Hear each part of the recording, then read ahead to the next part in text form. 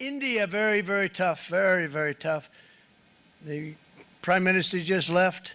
And he's a great friend of mine, but I said, you're a friend of तरह से mine. नतमस्तक हुए पड़े थे, पर इस सबका फायदा क्या हुआ? अमेरिका ने तो फिर भी हम पर 26% टैरिफ लगा दिया।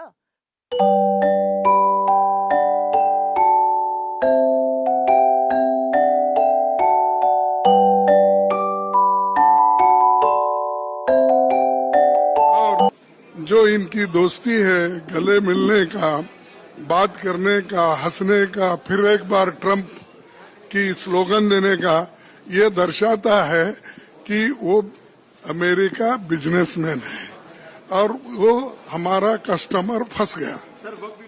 लपक लपक के खूब गले मिले, इतना दोस्ती का हवाला दिया, अमेरिका बिना बुलाए भागे दौड़े चले भी गए।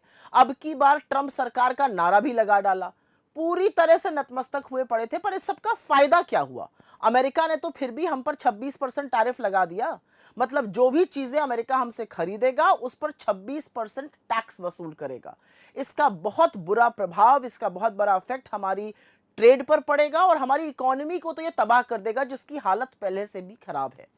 इसका प्रहार अमेरिका में हमारी कंपेटिटिवनेस पर पड़ेगा, भारतीय कंपनियों पर पड़ेगा, हमारे यहां बन रहे रोजगार पर पड़ेगा। थोड़ा सा समझिए इस बात को। अब जैसे आप दवाई ले लीजिए, हमारे यहां से दवाइयां बनकर अमेरिका जाती हैं, ये दवाएं अब वहां महंगी मिलेंगी क्योंकि 26% टैरिफ लगेगा इन पर।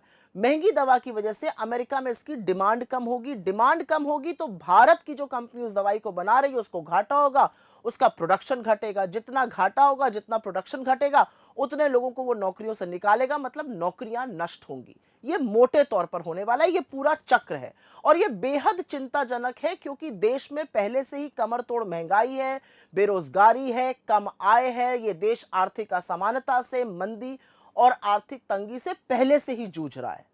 इनफैक्ट यहां पर बताना जरूरी है कि 2024 में अमेरिका और हमारे बीच 129 बिलियन डॉलर का ट्रेड हुआ और हमने उनको तकरीबन 7,300 तरह की चीजें बेची।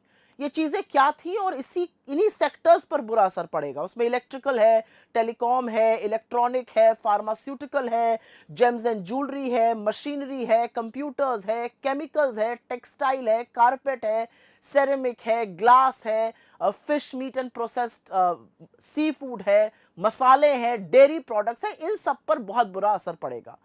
अमेरिका की एक फटकार के बाद से हमने तो तमाम अमेरिकी इंपोर्ट पर टैरिफ लगाने की पेशकश की, हमने अमेरिका से इंपोर्ट बढ़ाया, अमेरिका में निवेश किया, हमारी कंपनियों ने वहां पर नौकरियां बनाई। इसके बावजूद अमेरिका ने हम पर 26% टैरिफ ठोक दिया।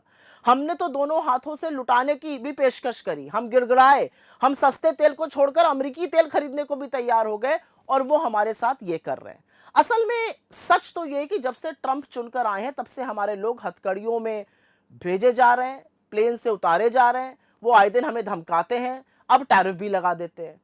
तो ये है विश्वगुरु की असलियत। और बेचारे भक्त और मीडिया के चरण चुंबक जिन पर तरस आता है वो बता रहे कि चीन से कम टैरिफ लगा है हम पर। अरे भैया, इनको कौन समझाए, जितना जो देश अमेरिकी इंपोर्ट पर टैरिफ लगाता है उसका आधा अमेरिका ने लगा दिया। चीन 67% लगाता है इसलिए उस पर 34% टैरिफ लगा है, हम 52% लगाते हैं 52%, इसलिए हम पर 26% लगा है। एक तरफ चीन के राष्ट्रपति हैं जो अमेरिकी टैरिफ का कड़ा विरोध कर रहे हैं और दूसरी तरफ मोदी जी हैं जो बीच संसद के सत्र में मुंह छुपाकर बैंकॉक भाग गए। भाई सवाल यह कि सरकार के पास कुछ प्लान है, कुछ रिस्पॉन्स है, उनको इस बात की खबर है, भनक है क्या हो रहा है? जब रात को 1:30 बजे ट्रंप टैरिफ अनाउंस कर रहे थे तब बजाय इस पर रणनीति बनाने के मोदी जी रात को 2 बजे सदन में वक्त पर चर्चा करा रहे थे।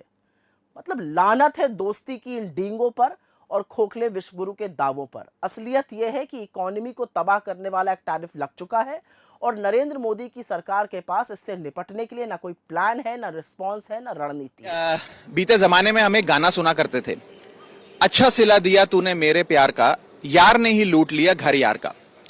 भारत ने अमेरिका के साथ अपनी दोस्ती निभाने में, unflinching loyalty and undying friendship निभाने में कोई कसर नहीं छोड़ी। यहां तक कि पिछले हफ्ते अमेरिकी कंपनियों का इंटरेस्ट प्रोटेक्ट करने के लिए माननीय वित्त मंत्री जी ने सदन में गूगल टैक्स नाम के एक टैक्स को समाप्त कर दिया। इक्वलाइजेशन लेवी 6% की लगा करती थी अमेजॉन पर, मेटा पर और यूएस की कई आईटी कंपनियों पर, वो खत्म कर दी इस उम्मीद में कि हम अमेरिकी एडमिनिस्ट्रेशन को और अमेरिकी कंपनीज को वू कर सकें। उनको एक रेड कारपेट ट्रीटमेंट दे सके। लेकिन इसका क्या सिला हमें मिला? हमारी जितनी भी मेक इन इंडिया में बन रहे प्रोडक्ट्स पर, हमारी कमोडिटीज पर 26% टैरिफ ट्रंप एडमिनिस्ट्रेशन ने आज सुबह 2 बजे लगा दिया। मैं 11 फरवरी 2025 को इस मुद्दे को मैंने सदन में उठाया था। 11 फरवरी को मैंने ये भविष्यवाणी करी थी कि अगर ये ट्रंप टैरिफ वास्तविकता में बदल जाता है तो भारतीय अर्थव्यवस्था चरमरा जाएगी। मैं आज फिर आपके मंच पर भी ये बात कहता हूं कि अगर ये ट्रंप टैरिफ लागू होते हैं, जो कि हो गए हैं, इससे भारतीय अर्थव्यवस्था को एक बहुत गहरा सेटबैक लगेगा। हमारा जीडीपी 50 से 100 बेसिस पॉइंट कम से कम गिरेगा।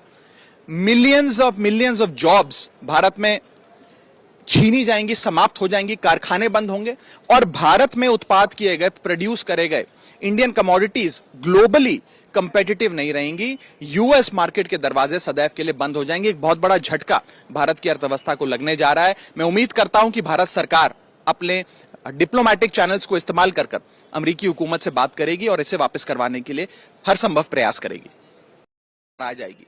मैं आज फिर आपके मंच पर भी यह बात कहता हूं कि अगर ये ट्रंप टैरिफ लागू होते हैं, जो कि हो गए हैं, इससे भारतीय अर्थव्यवस्था को एक बहुत गहरा सेटबैक लगेगा। हमारा जीडीपी 50 से 100 बेसिस पॉइंट कम से कम गिरेगा। मिलियंस ऑफ जॉब्स भारत में छीनी जाएंगी, समाप्त हो जाएंगी, कारखाने बंद होंगे और भारत में उत्पाद किए गए, प्रोड्यूस करे गए इंडियन कमोडिटीज ग्लोबली कंपेटिटिव नहीं रहेंगी। यूएस मार्केट के दरवाजे सदैव के लिए बंद हो जाएंगे। एक बहुत बड़ा झटका भारत की अर्थव्यवस्था को लगने जा रहा है। मैं उम्मीद करता हूं कि भारत सरकार अपने डिप्लोमेटिक चैनल्स को इस्तेमाल कर अमेरिकी हुकूमत से बात करेगी और इसे वापस करवाने के लिए हर संभव प्रयास करेगी। संसद रात के 2 बजे तक चलाई जा रही थी और उधर 1:30 बजे रात में अमेरिका जो है वो 26% टैरिफ बढ़ा रहा था। तो देश को और खासतौर से भारतीय जनता पार्टी के मतदाताओं को यह समझने की जरूरत है, ये वक्फ बिल पूरी तरह से एक प्रायोजित कार्यक्रम था ताकि अमेरिका जो टैरिफ लगाने जा रहा है उससे ध्यान हटाया जा सके। ये सरकार सच्चे मुद्दों से, अच्छे मुद्दों से, जरूरी मुद्दों से देश का ध्यान भटकाना चाहती है। इसलिए कभी वक्फ के नाम पे, कभी ट्रिपल तलाक के नाम पे, कभी सीए के नाम पे, जिनसे इस देश के आम आवाम का कोई फायदा नहीं होना है। अगर सीए आया तो उससे इस देश के आम नागरिक का क्या फायदा होना है? ट्रिपल तलाक में आप मुस्लिम बहनों को हक दिलाने की बात कर रहे थे, जो आपका अपना मतदाता बड़े पैमाने पे है, उसको आपने कौन सा हक दिला दिया आज तक? तो बेसिकली कल का वक्फ बिल और रात के 2 बजे तक इतनी गंभीरता देश के सामने दिखाना और चर्चा किस पे? वक्फ बिल में मुतवल्ली कौन होगा, वक्फ बिल का जिम्मेदार कौन होगा, वक्फ को मैनेज कौन करेगा। लेकिन अमेरिका 26% टैरिफ लगा रहा है, इस पे बात करने को तैयार नहीं सरकार। और प्रधानमंत्री जी, मैंने सुना कि थाईलैंड चले गए। राष्ट्रीय अर्थव्यवस्था और साथ ही साथ भारत की आर्थिक व्यवस्था आज संकट में है।